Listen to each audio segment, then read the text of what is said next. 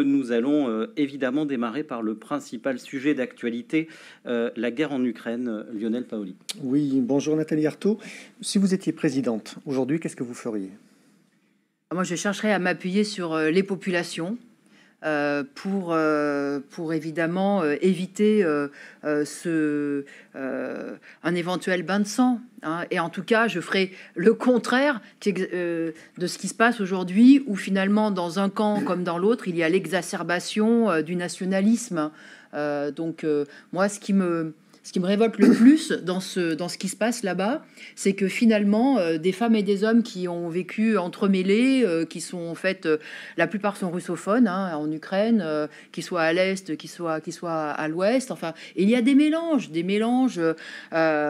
Et là, on est en train finalement, Poutine d'un côté évidemment, et puis de l'autre côté, du fait des rivalités, du fait de cette pression là de l'Occident sur l'Ukraine, eh bien, ils sont en train donc de dresser finalement les populations les unes contre les autres. Et ça, c'est criminel en fait. Alors, on a l'impression que vous renvoyez un petit peu les deux camps l'un face à l'autre. Cette guerre, en fait, c'est la faute de la Russie ou c'est la faute de l'Occident?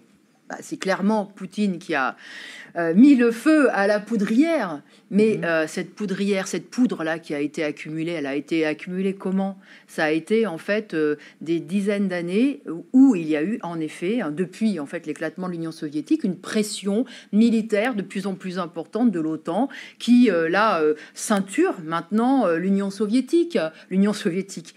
La Russie, la Russie. Oui, mais justement parce que quand on compare justement les cartes entre ce qui existait avec l'Union soviétique et toutes ces démocraties populaires qui appartenaient finalement à la sphère d'influence de l'Union soviétique et ce qui existe aujourd'hui, ce qu'on voit, c'est que la pression s'est exercée de plus en plus grandement sur la Russie. D'ailleurs, c'est ce que Poutine. Vous êtes un peu comme Vladimir Poutine. Vous regrettez l'époque de l'Union soviétique. Pas du tout. Poutine, je combats tout ce qu'il représente. C'est un régime qui est autoritaire, ultranationaliste, qui est dictatorial. Et là, on voit qu'il est prêt effectivement à commettre un bain de sang. Et d'ailleurs, j'ai écouté le grand discours que Poutine a fait pour justifier l'invasion de l'Ukraine.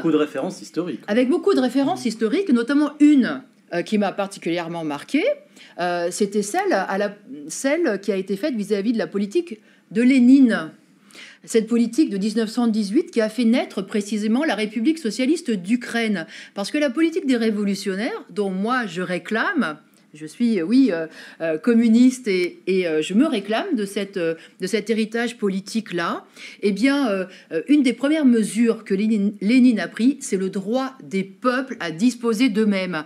Et les Ukrainiens s'en sont saisis pour créer cette République socialiste d'Ukraine. Donc vous voyez que moi, mon fil conducteur, ce n'est pas la prison des peuples, c'est sûrement pas les annexions, c'est sûrement pas cette politique guerrière, c'est tout le contraire. Donc évidemment, je ne considère pas que Poutine représente en quoi que ce soit ni les intérêts des populations d'Ukraine, ni d'ailleurs de la population russe. Mais je tiens à dire qu'il y a un engrenage qui est en cours, mais déjà depuis des années et des années. On l'a vu en 2014 déjà avec l'affaire de la Crimée et puis l'apparition donc de ces république séparatiste, mais un engrenage qui effectivement a été là, en l'occurrence, conduit par les puissances occidentales, l'OTAN et derrière elle, bien sûr, les États-Unis, qui ont y compris disposé des bases militaires,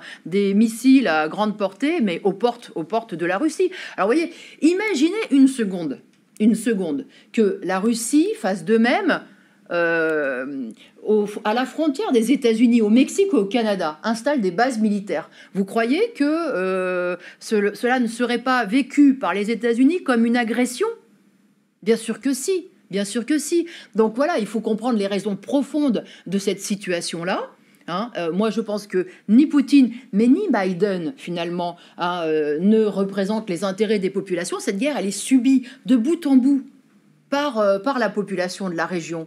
Et encore une fois, moi, c'est ça qui me révolte. Cette guerre, elle n'est pas faite pour les peuples. Et si j'insiste autant sur la responsabilité effectivement des puissances occidentales, c'est que ici, aujourd'hui, en ce moment, on cherche en fait à nous embrigader dans cette guerre, dans ce camp-là, justement, dans ce camp-là, hein, si ce n'est pas un embrigadement physique, c'est en tout cas un embrigadement moral et peut-être financier demain. Donc voilà, je tiens à dire que non, aucun des deux camps ne représente les intérêts des travailleurs de là-bas et de la population de là-bas, ni d'ici. La guerre aujourd'hui est aux portes de l'Europe. Est-ce que vous êtes inquiète? Oui, je suis inquiète. Je suis inquiète parce que oui, elle peut dégénérer, parce qu'on sait comment l'engrenage se met en place, on comprend la logique, et puis ensuite, eh bien, on ne sait pas où ça peut aller tout ça, on ne sait pas. Voilà. Donc oui, ça m'inquiète énormément. Et ces bruits de bottes qu'on sent monter. Mais vous savez, alors là, on parle de la Russie, mais regardez comment aussi on chauffe finalement la population. Et il y a une ambiance belliqueuse vis-à-vis de la Chine aussi, vis-à-vis de la Chine. Voilà, alors... Là, on n'est pas dans une ambiance belliqueuse, on est dans une attaque en règle par la Russie. Oui, mais je parle de cette ambiance qu'on vit depuis déjà plusieurs mois, où finalement la guerre économique, qui est menée dans le cadre de ces rivalités capitalistes, parce que c'est comme ça qu'il faut les appeler, eh bien, vous voyez, c'est aussi cette guerre économique-là qui nous conduit à l'étape suivante.